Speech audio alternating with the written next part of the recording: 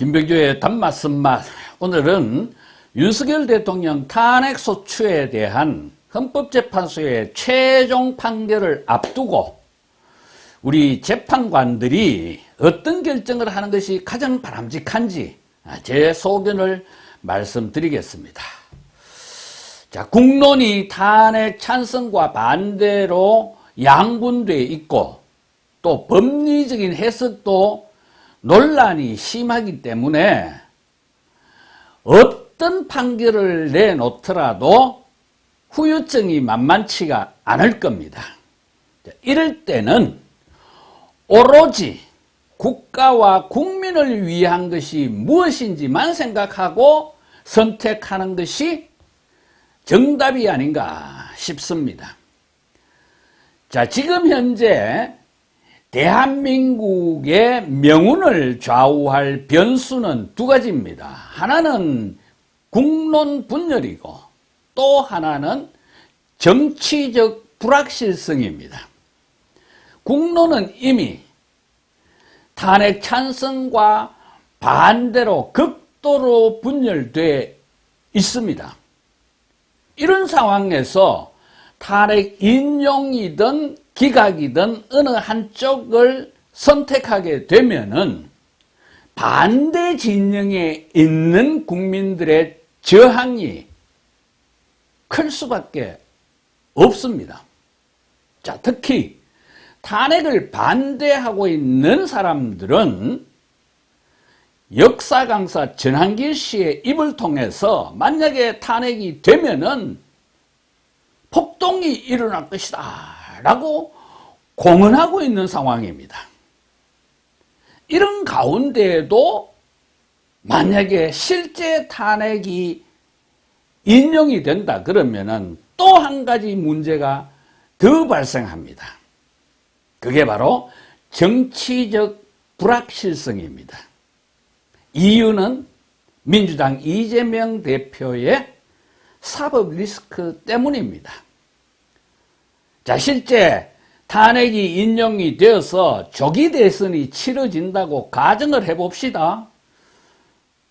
그러면은 당연히 이재명 대표가 출마를 할 것이고, 그렇게 되면은 일정상 선거 전후로 이재명 대표의 선거법 위반 2심 판결이 나오게 돼 있습니다. 선거 전에 나오든 선거 후에 나오든 2심에서도 유죄가 나온다 그러면은 상황이 매우 복잡해집니다. 자, 특히 이재명 대표가 대통령에 당선된 후에 유죄가 된다 그러면은 재판을 중단해야 되느냐 아니면 재판을 계속해야 되느냐 등을 놓고 또다시 국론이 분열될 수밖에 없을 겁니다. 또 재판이 계속되더라도 만약에 대법원에서 최종적으로 유죄 판결이 나온다 그러면은 올해에 대통령 선거를 2번 치러야 될지도 모르는 상황입니다. 그래서 이런 국론 분열과 정치적 불확실성을 해소할 수 있는 유일한 방법은 헌법재판소가 윤석열 대통령에 대한 탄핵 소추를 인용도 아니고 기각도 아니고 아예 각하하는 것입니다. 자, 헌법재판소를 위해서도 각하를 하는 게 맞습니다.